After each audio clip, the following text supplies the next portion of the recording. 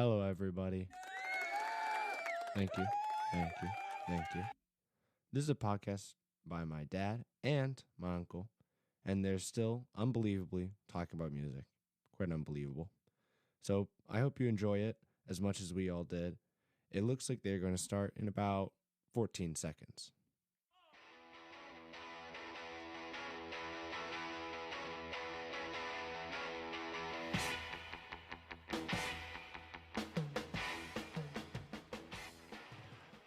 Hi there. Welcome to another episode of BG's Broken Records. My name is Bob. I'm Gare. How you doing, Gary? I'm good. Thanks for driving over. Oh, sure. It's kind of Beautiful day, sunroof open, all good. short sleeves. Oh, yeah. The weather's been holding. We're getting there. I'm telling you, we may have made the switcheroony. I hope so. I'm ready. I'm ready. Oh my God, I'm done with the cold. Oh, my gosh. Boating season's here. What's new in your world, Mr. Mister?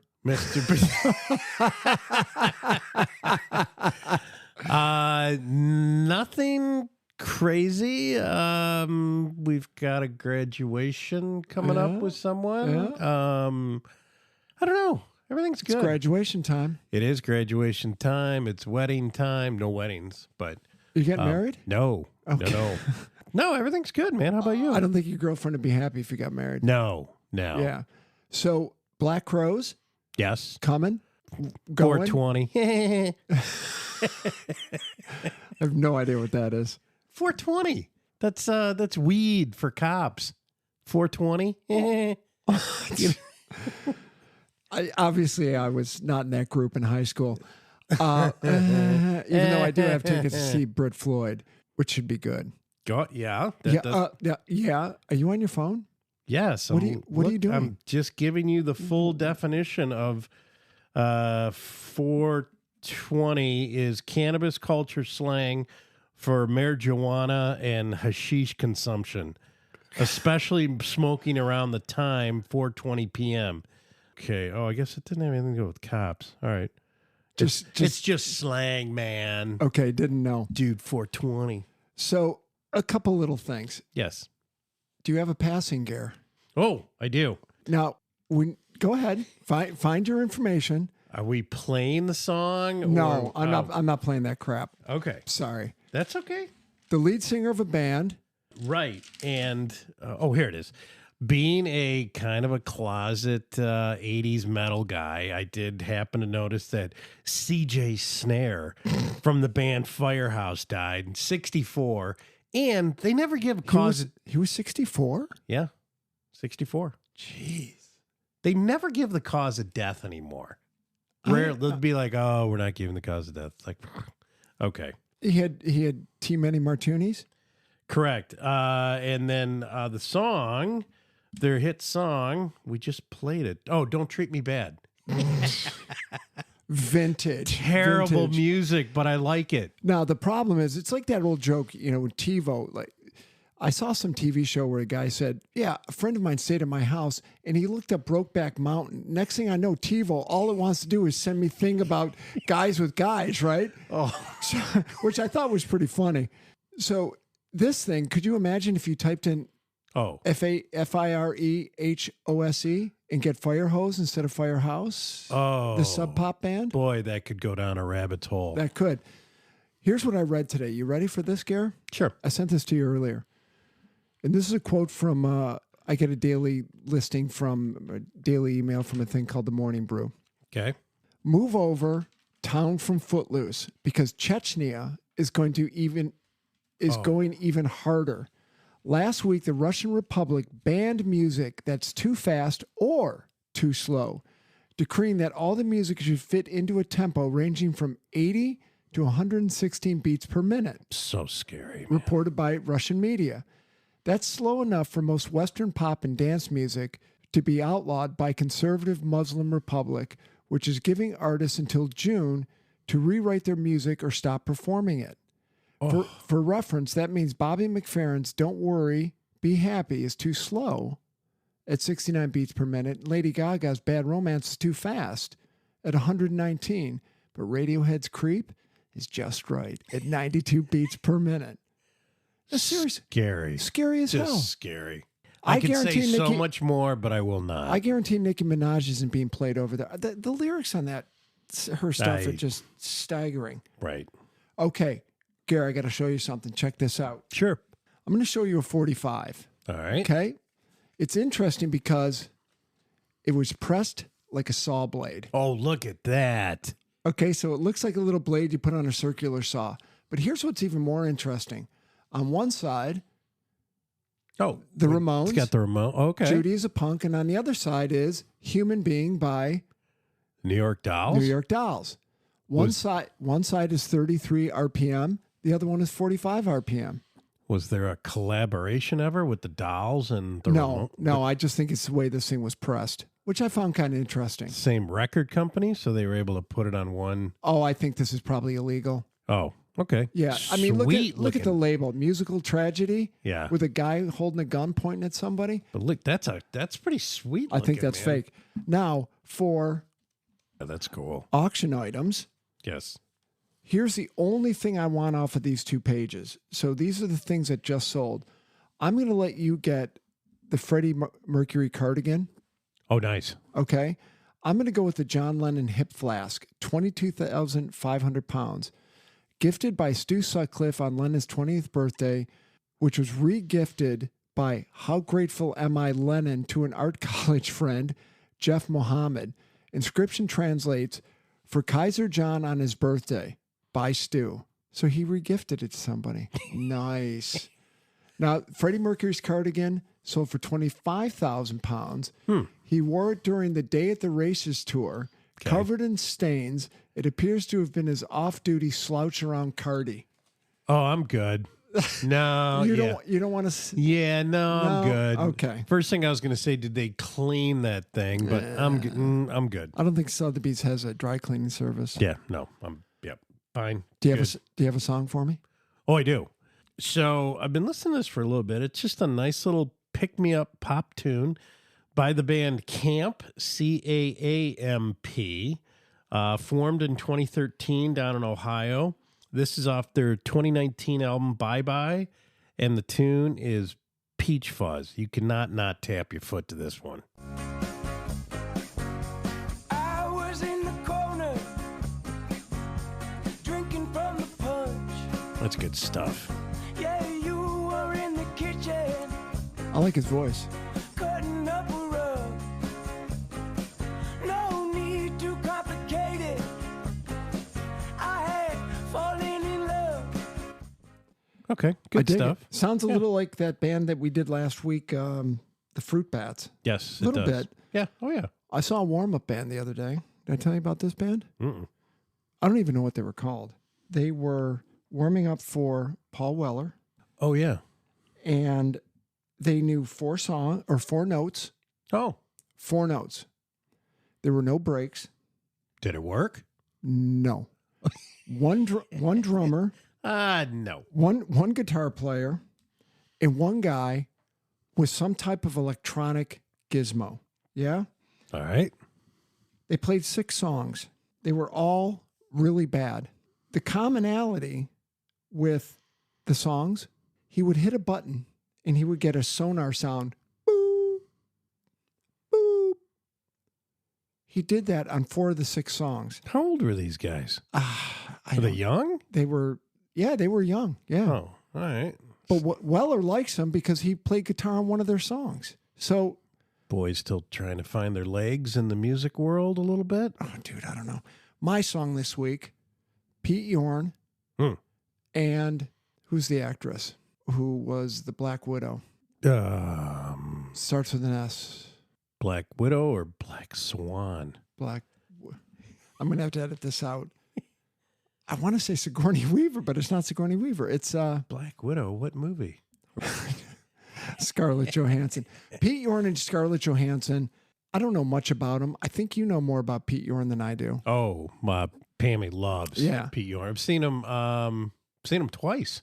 He's good. Didn't you say you saw him in the basement? So I'm at the basement of St. Andrews, which Yeah. is the Shelter. shelter. Yeah. And then I saw him at this joint in Ferndale.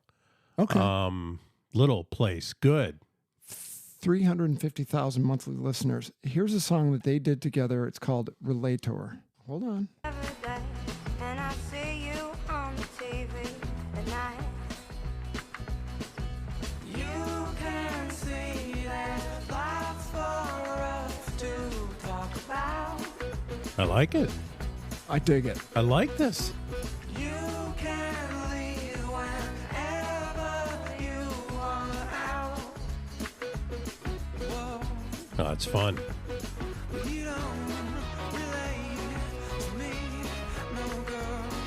You don't respect to me, no girl, no girl.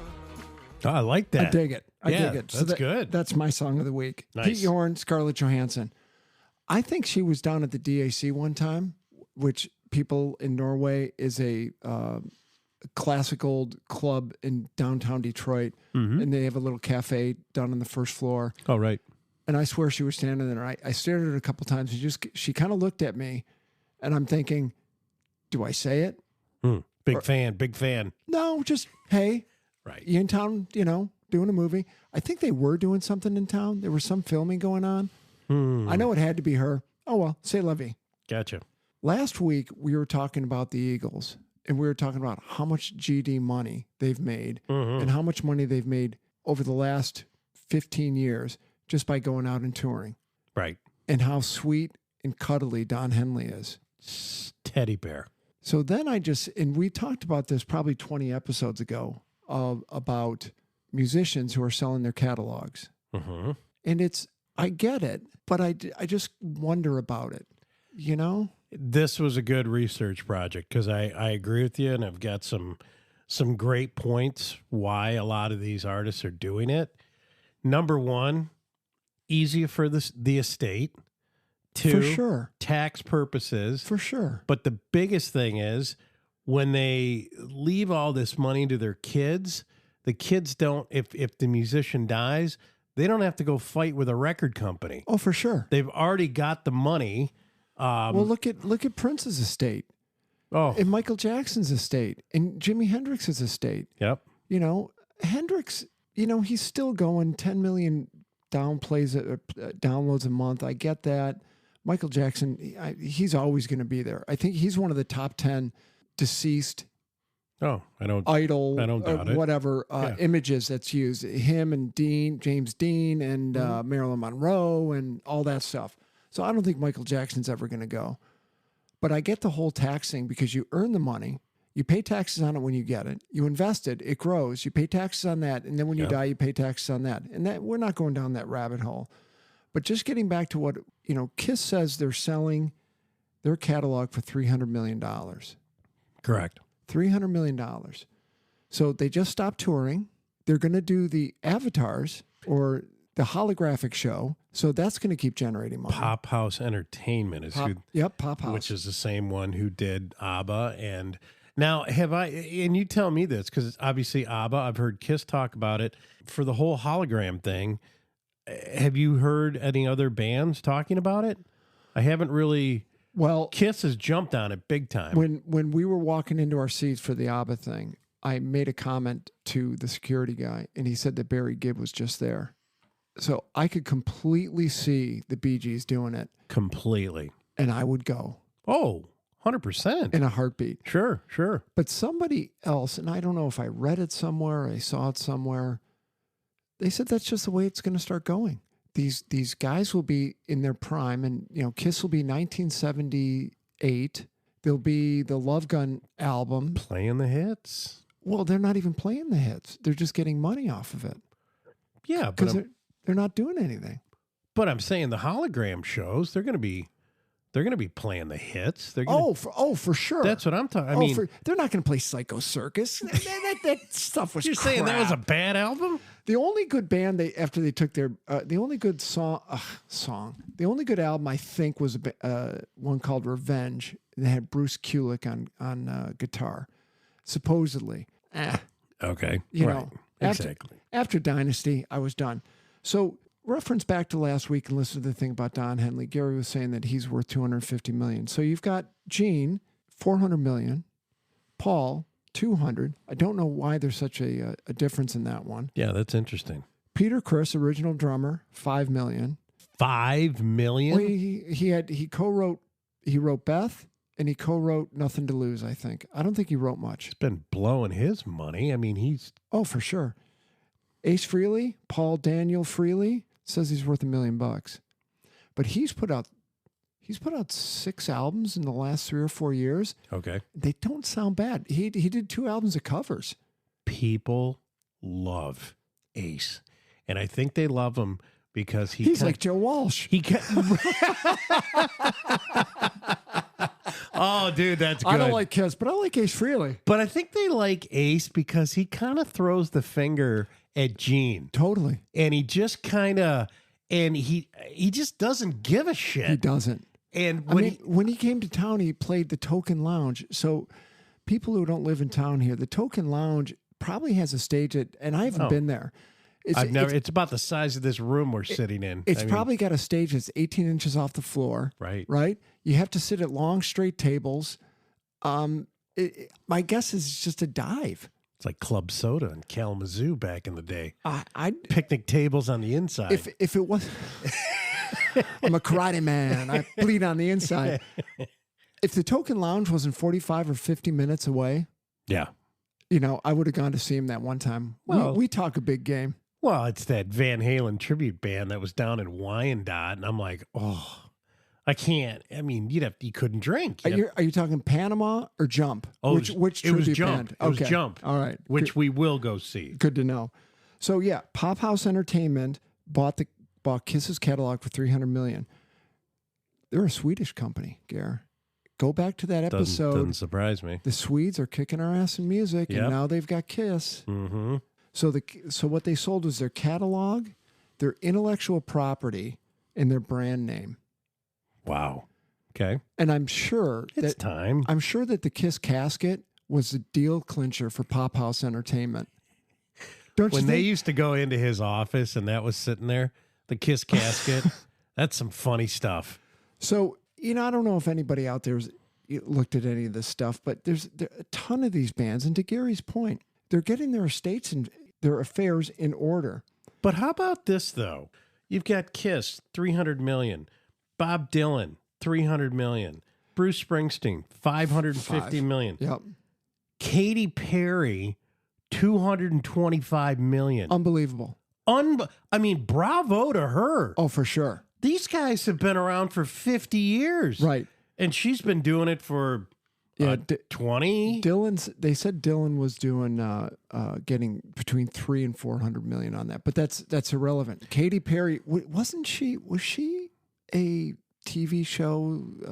Well, she's on American Idol right now. American Idol. No. But didn't she start on like Star Search or one of those talent show TV things? Maybe, I don't know. Okay. But that sounds about right. But could you imagine? Oh, I'm going to go try out for whatever, Simon, whoever he is, and I'm going to sing the song. And next thing I know, I'm selling part of my catalog for $250 million. That really is amazing.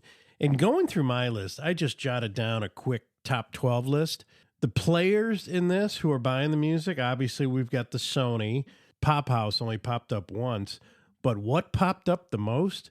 Universal Music, Bob Dylan, Universal, Sting, Katy Perry, Universal, Dr. Dre, Universal. Do you know why she's getting that kind of money?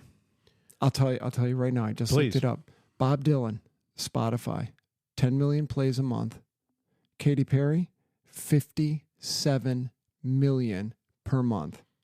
More power to her, man. Good for her. It is such a weird world out there. It is, especially the music world and what we grew up with and where it's at now. Right. Bowie went to Warner for $250 million. So all the Fleetwood Mac guys sold. So Mick Fleetwood just sold to BMG, which is a huge European group, undisclosed amount. Lindsey Buckingham sold to Primary Wave, undisclosed amount. Stevie Nicks sold to Primary Wave 80% of her catalog For $100. for $100, and Christine McVie sold to Hypnosis for an undisclosed amount. Hypnosis, there's a documentary on these guys who were doing all their album covers in the 70s. All right. Have you seen it? No. Hypnosis. HIPGNOSIS. They did Dark Side of the Moon. The artwork. These are the guys who. Oh, yeah, who snapped the photos. Oh, okay. So look at this one. Hold on, people. All right, so this album is Animals by Pink Floyd. That is an actual photograph. So it looks like it's been enhanced. They had to go to the city of London and say, hey, we're going to sail a pig in the sky by the Battersea Power Station. Is that thing still there? The Battersea? Yeah. Oh, God, yeah. Okay. Right? But the whole documentary is on all these guys. They made album covers for REO, not REO. They made him for Peter Gabriel. They made him for Pink Floyd. They made him for Paul McCartney. People were lining up 10cc. Everybody wanted these guys to do their album covers. It was two guys. It's a really good documentary if you like the classic stuff. That's an amazing cover. And that's just a photograph. I didn't realize that was a photograph. They did the one of Wish You Were Here, where the guy, they literally lit him on fire. That's not fake. And he had to sit there, and they kept saying to the stuntman, just a few more shots, and he's burning, right? It's like, come on, guys, get the shot. Right. Yeah. And the guy, the stuntman said, I'm more famous for that album cover than I am for all my work in the movies. Well, it's so funny you say that because nowadays they would just throw a pig, they would just digitally enhance it. The guy on fire, 100%. digitally enhance it. It's funny, though, going through this list of all the 550, 300 million, yada, yada, yada, and then ZZ Top, BMG, 50 mil. That's it. That's it. I thought because everything. Tres Hombres and DeGuello. Oh, I'll take that over Justin Bieber. Jesus just left Chicago. Poetry, my man. I'm telling you. Poetry. Justin Bieber, 76 million plays per month, which is why he got from Hypnosis $200 million for his catalog. He's a young, what is Justin, 27? I don't know what he is. Young guy. But then I read some of these people are saying you can have it for 12 years and then it reverts back to me. Oh. Yes. And I can't remember who it was. Interesting negotiations. It might have been Shakira who did that. Huh. Okay. No, it was Beyonce. I'll tell you, her and Jay-Z, they got some smarts, man. They have played this. They've played it to their advantage. Dude, they bought a house in L.A. for $200 million. Well, yeah, but with debt. I mean, come on. Everyone can buy a $200 million house. When the interest rate's at 1%. Right, and a $3.5 million Bugatti. Sure. Right, but, Genesis. So Tony Banks, Mike Rutherford, Phil Collins got together. They decided to sell all their stuff. Makes sense. Again, settles the estate, gets everything correct, $300 million. But Justin Bieber gets $200 million. That's what I'm saying. Katy Perry, $225. I know. And these guys have not been around, but it just, hey, what the market will bear, man. Right. I mean, 65% of all recorded music industry revenue is from streams as of 2021. Sure. It not is, surprising. It is all. A younger gentleman I know, you know him too. Hey, I'm moving to New Orleans. Where's all your vinyl? Where's all your CDs? And he held up his phone. Yep. And that was it. Yeah. What more do I need? Nothing. And I'm taking my Sonos speaker with me. Right. And or speakers, and I'm good. Yeah, I'm done. The top 10 most successful record labels are either, which would be like a Chrysalis or an A&M or Casablanca. Capitol, are all owned by either Universal Music Group, Sony, or Warner's. Oh, there you go. That's why Universal popped up so much on my list. Yep. Okay. So, and there's a couple that have popped up recently, Primary Wave and Hypnosis, which I had never heard of before. Neither had I. Yeah, but they're there. It's big money. They're raising billion-dollar funds to invest in people's catalogs. Well, and again, they're going to use all this for advertising. Remember when Michael Jackson sold Revolution to Nike? Oh, that was a big deal. Big deal. Big deal. And a couple weeks ago, we talked about that song by Nick Drake on the Volkswagen commercial. Right. That didn't hurt. And everybody called the dealerships, remember? Yeah. Didn't ask anything about the cars. Who sang that song? Right. Yeah. Yeah, a lot of these, you're going to see these in commercials pretty soon. Just pay attention. I actually want to find one of these funds and see if I can put $50 into it and see if it'll grow to 75 by the time I retire. What do you think? Good thinking. Do you think Primary Wave will take my $50? Oh, sure. I'll guarantee. Sure they will. Yeah. Nice. Well, as you just said, it's just big, big money. That's right. I have got to, since we have one more minute to go. Oh, okay. Do you remember a few episodes ago we were talking about, yeah, it was in the episode on the Swedish bands. And the two guys who write all the songs for the Swedish bands. Right. And there's a thing that they created called the Millennial Whoop. Whoop, whoop. Okay. Yeah. Whoop, whoop. When you have no way of filling anything with tangible lyrics. You got dead air. You just do the Millennial Whoop. Somehow on my title playlist, Daily Songs, Bon Jovi comes up. He was doing the Millennial Whoop. Wow. Whoop, whoop, whoop, whoop. And I thought, are you kidding me? Wow. Yeah.